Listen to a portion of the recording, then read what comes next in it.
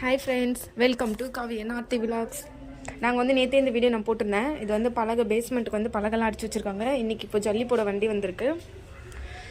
ஜல்லி மிஷின் தான் இது. இது வந்து மொத்தமாக நாங்கள் இது ரேட்டாக விட்டுருக்கோம். மொத்தமாக அவங்க ஆள் எல்லாமே அவங்க எடுத்துகிட்டு வந்துடுவாங்க. நம்ம வந்து இப்போ 10,000னா 10,000 இல்லை 20K அந்தமாதிரி நம்ம ரேட் ஃபிக்ஸ் பண்ணிவிடுவோம். ஃபிக்ஸ் பண்ணிவிட்டு அவங்க அந்த ஃபுல்லாக அந்த பலகை எல்லாம் ஃபுல்லாக பேஸ்மெண்ட்டுக்கு எல்லாமே இந்த ஜல்லி போட்டு அவங்க ஃபுல்லாக ஃபினிஷ் பண்ணி கொடுத்துட்டு போயிடுவாங்க. மொத்தமாக ஒரு 11 பேர் வந்திருக்காங்க. நாங்கள் காலையிலே சொல்லியிருந்தோம், பட் அவங்க வரதுக்கு லேட் ஆகிடுச்சி. மதியம் தான் வந்தாங்க. மதியம் வந்து லன்ச் டைம் முடிச்சுட்டு ஒரு 2 மணி போல் ஸ்டார்ட் பண்ணியிருக்காங்க.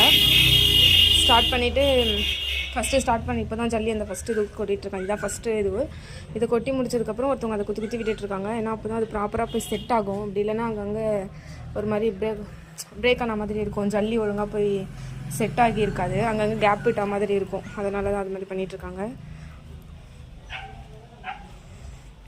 ஃப்ரையில் முடிச்சிருவேன்னு சொல்லியிருக்காங்க. என்ன பண்ண முடியுமான்னு தெரியல.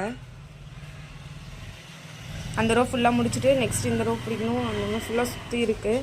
மொத்தம் நாங்கள் வந்து 2 BHK கட்டுறோம். அது வந்து 40க்கு 22 இந்த மாதிரி தான் இருக்கும். கொஞ்சம் நீளம் அதிகமாக இருக்குது, கொஞ்சம் அகலம் வந்து கொஞ்சம் கம்மி. அதனால் நீட்டு தான் வந்து 40க்கு 22.